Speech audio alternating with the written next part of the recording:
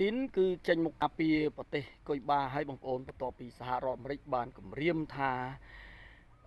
នឹងទៅស្វាគមន៍កុយបាទៅដល់ផ្ទះដែលយើងដឹងហើយថាប្រទេសកុយបាគឺជាប់នឹងទីក្រុងម៉ៃអាមីនៃប្រទេសសហរដ្ឋអាមេរិកនៃរដ្ឋ Florida សហរដ្ឋអាមេរិកនៅកតុយបាទនៅកតុយបើយើងមើលផែនទីមើលតាម Google Map ណាបងប្អូនបាទហ្នឹងហើយអញ្ចឹងបាទរុស្ស៊ីគាត់ចេញកាងហើយថាប្រសិនបើសហរដ្ឋអាមេរិកប៉ះពាល់ប្រទេសមួយនេះគឺគាត់នឹងចូលខ្លួនដែរហើយនឹងលោកពូទីនគាត់និយាយរឿងរងចាំមើលថាវាយ៉ាងម៉េចព្រោះយើងដឹងហើយថាប្រទេសកុយបាគឺរងការគៀបសង្កត់ការដាក់ទណ្ឌកម្មនិងការបិទសេដ្ឋកិច្ចទាំងមូលតែម្ដងទាំងការគុតគង់ប្រេងធម្មពលគឺទាំងស្រុងបងប្រទេសងឹតសូនឈឹងក៏ប៉ុន្តែប្រមុខដឹកនាំរបស់ប្រទេសកុយបាមួយនេះគឺនៅតែស្វាគមន៍អាមេរិកប្រសិនបើអាមេរិកចង់ធ្វើសង្គ្រាមជាមួយប្រហែលជាគាត់អាងរុស្ស៊ីនៅពីក្រោយខ្នងរុស្ស៊ីថ្មីនេះគាត់និយាយហើយថាគាត់នឹងចូលខ្លួនបាទជួយប្រទេសកុយបាអញ្ចឹងណាហើយចំណាយឯច្រកបាទសមុទ្រហូមុកដែលនេះហ្នឹងគឺនៅតែបិទដដែលបិទពីរជាន់ដដែលហើយនៅតែមានការផ្លងបាទការវិបហាដាក់គ្នាទៅវិញទៅមកដដែលប៉ែកទោះបីជាមានការចរចាបត់ឈប់បាញ់យ៉ាងម៉េចក៏ដោយហើយការចរចាបត់ឈប់បាញ់នៅប៉ាគីស្ថាននេះគឺមិនបានជោគជ័យទេគឺភាគីអរ៉ង់បដិសេធមិនបានចូលរួមឡើយបាទហើយគណៈប្រតិភូរបស់សហរដ្ឋអាមេរិកក៏មិនបានហោះទៅបាទប្រទេសប៉ាគីស្ថានដែរលោកដូណាល់ត្រាំបានពន្យាពេលបន្ថែមទៀតដល់អ៊ីរ៉ង់ឲ្យអ៊ីរ៉ង់គិតឲ្យពិតឲ្យមែនតែនបាទពន្យាទៀតណាបាទនិយាយចេះនិយាយចូលគ្រប់សពយ៉ាងឥឡូវពន្យាដោយថាគាត់គិតថាដោយការស្នើសុំរបស់ប្រមុខដឹកនាំប៉ាគីស្ថានក៏ដូចជាមេទ័ពរបស់ប៉ាគីស្ថានថាសូមទុកពេលវេលាឲ្យអ៊ីរ៉ង់អញ្ចឹងណាបាទអ៊ីរ៉ង់គឺអត់បើនិយាយទៅគាត់សឹងតែអត់មានផ្លូវជ្រើសរើសទេបងប្អូនបាទមានការបាត់បង់ហើយនឹងមានការយល់ព្រមជាមួយសហរដ្ឋអាមេរិកព្រោះថាអាមេរិកបាញ់អស់ហើយគាត់នៅមានគ្រាប់មានអីបាញ់ប៉ុន្តែសំខាន់បំផុតគឺហុំព័ទ្ធសេដ្ឋកិច្ចឥឡូវនេះការចរចាហ្នឹងគាត់និយាយថាបើចង់ចរចាអីហ្នឹងតើតែសហរដ្ឋអាមេរិកបើកសមុទ្រសិនបាទហើយមុនគាត់បិទឥឡូវឲ្យអាមេរិកបើកអាមេរិកហុំព័ទ្ធមកតង់ទៀតគឺមានចូលដល់រួចបងប្អូនសេដ្ឋកិច្ចធ្លាក់ចុះក្នុងមួយថ្ងៃ400លានដុល្លារក្នុងមួយថ្ងៃអញ្ចឹងបើគិតមួយខែប្រហែលបងប្អូនបាទណារាប់ពាន់លានដុល្លារបងប្អូនបាទអញ្ចឹងគឺការចរចាគឺពជាពេលបន្ថែមទៀតហើយបងប្អូនណាបាទចប់យប់មិញហ្នឹងប៉ុន្តែចរចាពជាពេលបន្ថែមទៀតលោកដូនតារាមហើយលោកដូនតារាមក៏ត្រូវបានគេពិភាក្សាហើយនឹងស៊ីផ្សងថាគាត់ប្រហែលជាសតិមិនសូវគ្រប់មិនបាត់គេនិយាយបាទហើយបាទទាំងប្រជាធ្វើការសុំមតិរបស់ប្រជាជននៅអាមេរិកហើយក៏ដូចជាសភាដូចជាអីហ្នឹងហើយគណៈបកក្នុងបាទបេក្ខជនគណៈបករបស់គាត់ក៏មិនមានអ្នកខ្លះមិនសូវពេញចិត្តផងដែរអញ្ចឹងយើងដឹងថាមានការរុករើយ៉ាងម៉េចទេបាទគេថាលោកដូនតារាមឆេវឆាវគ្រប់គ្រងសតិរបស់គាត់បានដងនិយាយជេដងនិយាយចុះលឿនគេខ្លាចប៉ះពាល់ដល់កិត្តិយសរបស់សហរដ្ឋអាមេរិកប៉ះពាល់ទៅដល់សេដ្ឋកិច្ចពិភពលោកប៉ះពាល់ទៅដល់បាទសន្តិសុខ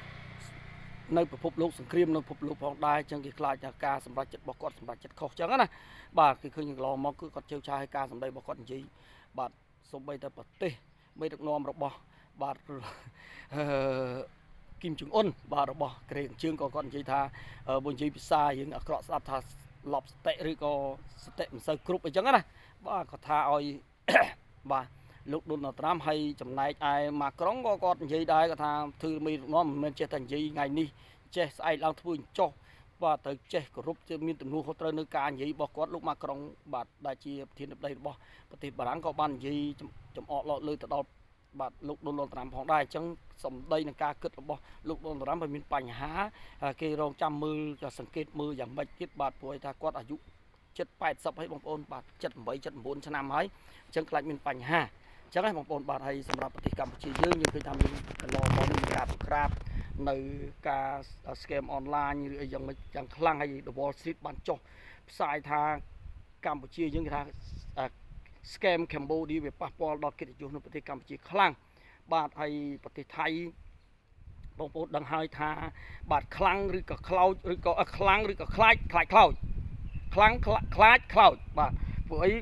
គ្រាន់តែរឿងបាត់ទុកជាតិមួយជួយចង្វាអូខឹងជួយចង់រករឿងខ្មែរយើងចង់អីចេះចូលដល់ពេលប៉ះជាមួយគេតម្លាក់គ្រាប់បែកមកគ្រាប់ពីគ្រាប់តម្លាក់តាំងពីយូរនឹងមិនតិចគ្រាប់អីបាទហោះមកលើដែនដីតម្លាក់ប្រជាជនរត់រំបាទដល់ឥឡូវនេះគឺឃើញប្រមុខដឹកនាំខាងក្រសួងការបរទេសគេហោះទៅជួបមីងអង្លាំង bà này tôi cho cha vậy bật bật hiết bật bật khai mình kháng đấy khai bật khai những cái khai pi trong cơn là khai pi khai là vay đó ở sập vượt vay thì mui nó khai khai chứ khai mui tiếp khai sẽ cách con nào mà bồn sẽ cách một tay cầm chiếc chọc một cái nào tệ tạ thì chút nhận là lụi tinh lụi ấy nó đang ở rư đang bắt tay bảo dương mưa IMF các bạn vậy rồi bà thaประเทศไทยคือแคละเศรษฐกิจแม่นแต่เวลาติดตุ้ยปนแคละบ่อยู่นี้มันคือแคละวิ่งบ่អញ្ចឹងគឺប៉ះពាល់សេដ្ឋកិច្ចរបស់គាត់យើងមកចប់មួយប្រទេសភូមាទៀតក៏ខ្លាចប៉ះពាល់សេដ្ឋកិច្ចរបស់គាត់ភូមាបិទព្រំដែននេះចប់ហ្មងថៃគឺលីងសូនហ្មងព្រោះសភាផលិតផលរបស់គាត់គឺលក់ទៅលក់ចិត្តប្រទេសជិតខាងមកជុំវិញហ្នឹងចុះបើជិតខាងគេបិទអស់ហើយនៅសិតតឡាមួយហ្នឹងណាអញ្ចឹងគាត់ទៅលក់ឯណាគេព្រោះប្រទេសគេសិតផលិតលក់ទាំងអស់ដែរអញ្ចឹងគេមិនទិញឯងចឹងឡើយនេះគឺរឿងសំខាន់ណាបងប្អូនបាទចឹងប្រទេសថៃគឺគាត់មិនមែនខ្លាំងទេគឺខ្លាចខ្លោចអសខ្លោចពីបាទខ្លាចខ្លោចបាទខ្មែរមួយខ្មែរយើងនេះធ្វើខ្លាំងកតេហ្នឹងបាទយើងឃើញកន្លងមកគឺគាត់បំពេញឈ្លានពានដីខ្មែរយ៉ាងច្រើនណាសពបែបយ៉ាងថ្មីនឹងឃើញថាចូលឆ្នាំក៏ឡើងទៅធ្វើពិធីបន់ពិធីអីនៅប្រាសាទធ្វើឥឡូវថ្មីនេះគឺធ្វើពិធីសាសនាឯណាឡើងធ្វើដូចរបស់ឯងចឹងខ្ញុំឆ្ងល់បាទចង់បានរបស់គេម៉េះបាទលោកភ័ក្របាទហ្នឹងហើយបាទបងប្អូនបាទខ្ញុំអរគុណច្រើនបងប្អូនហើយខ្ញុំសូមបញ្ចប់ត្រឹមប៉ុណ្ណឹងហើយជាពិសេសបងប្អូនទាំងអស់គ្នាសូមឲ្យបងប្អូនទាំងអស់គ្នាសុខភាពល្អហើយសុខភាពល្អហ្នឹងរកស៊ីមានបានហ្នឹងបាទខ្ញុំសូមជូននៅចំនួនរកស៊ីមួយជាមួយបាទណាបាទគម្រោងរបស់ខ្ញុំ 3E បាទគម្រោង 3E បងប្អូនស្ដាប់តិចទៅគម្រោង 3E នេះនៅពេលដែលបងប្អូនចូលរួមជាមួយខ្ញុំនៅក្នុងការដែលបងប្អូនខ្លះខ្វះលុយក្នុងការលក់ដូរបងប្អូនអាចតាក់ទងខ្ញុំបានបងប្អូនចង់លក់អីប្រាប់ខ្ញុំមកបាទព្រោះ 3E គឺមានរបស់របរលក់គ្រប់បែបយ៉ាងទាំងអស់តាំងពីការទិញបងរំលោះម៉ូតូឡានឬក៏បងរំលោះទូរស័ព្ទអីក៏មានដែរគ្រប់បែបយ៉ាងបងប្អូនអាចឆាតសួរនៅក្នុងខមមិននៅក្នុងនឹងបានទាំងអស់ហើយដាក់លេខទូរស័ព្ទនៅក្នុង Telegram របស់ខ្ញុំគឺ097 622 5717បាទនេះបងប្អូនអាចឆាតនៅក្នុងនេះខ្ញុំបាននៅក្នុងនេះខ្ញុំបានបាទណាដើម្បីតាក់ទងហើយបងប្អូនអាចលក់អីក៏បានដែរបងប្អូនប្រាប់ខ្ញុំមកលក់អង្គឬក៏លក់សាច់ជ្រូកសាច់មាន់សាច់ទាឬក៏បងប្អូនចង់លក់សម្ភារៈប្រើប្រាស់ឬក៏បងប្អូនចង់លក់កាហ្វេលក់អីគឺជំនាញទាំងអស់ណាសម្រាប់បងប្អូនលក់ចំណេញបងប្អូនយកលុយឲ្យតែដើមខ្ញុំវិញមកបាទហើយតម្លៃគឺបងប្អូនមិនបាច់ភ័យថាថ្លៃលើសគេលើអីគឺតម្លៃទីផ្សារឬក៏ក្រោមទីផ្សារអញ្ចឹងចង់លក់ស្ករក៏បានស្ករក្រហមស្ករអីស្ករត្នោតយើងនេះស្ករត្នោតក៏មានដែរណាអញ្ចឹងបងប្អូនគ្រាន់តែដាក់នឹងเพจរបស់បងប្អូនឬក៏ដាក់នៅក្នុងនេះបងប្អូនដាក់ដំណើរការឲ្យបងប្អូនដាក់1គីឡូមកបងប្អូនដាក់លក់ឲ្យគេទៅហើយប្រាប់លើទូរស័ព្ទប្រាប់មកខ្ញុំមកខ្ញុំនឹងបញ្ជូនឲ្យបងប្អូនលុយចំណេញបងប្អូនយកលុយដើមយកមកឲ្យខ្ញុំវិញបាទអញ្ចឹងបងប្អូនចង់លក់កាហ្វេចង់លក់អីក៏បានស្រេចចិត្តគឺនៅតម្លៃដើមឬក្រោមទីផ្សារណាបងប្អូនប៉ុន្តែនៅពេលដែលបងប្អូនចាប់ដើមចូលរួមជាមួយនឹងគម្រោងខ្ញុំបានអ្វីដែលបងប្អូនបានមហិមានោះគឺបងប្អូនមានបញ្ហាអីខ្ញុំជួយបានចំនួន5បាទទី1បងប្អូនបាទណា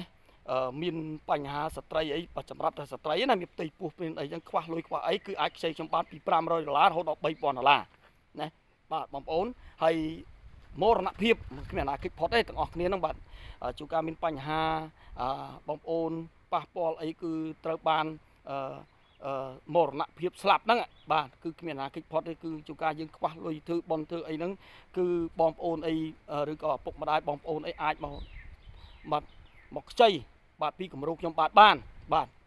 ណាបាន500ដល់3000អញ្ចឹងតាមសមត្ថភាពរបស់គម្រោងហ្នឹងគឺជួយគ្នាវិញមកបងប្អូនទៅទិញអង្គគេទៅទិញសាច់ទិញអីទូរស័ព្ទទិញអីគេបងរំលោះអីទាំងអស់ហ្នឹងបងប្អូនមានបានអាហ្នឹងគេខ្ចីបានទេបងប្អូនហ៊ានទៅខ្ចីគេចងការគេរករឿងជាងទៀត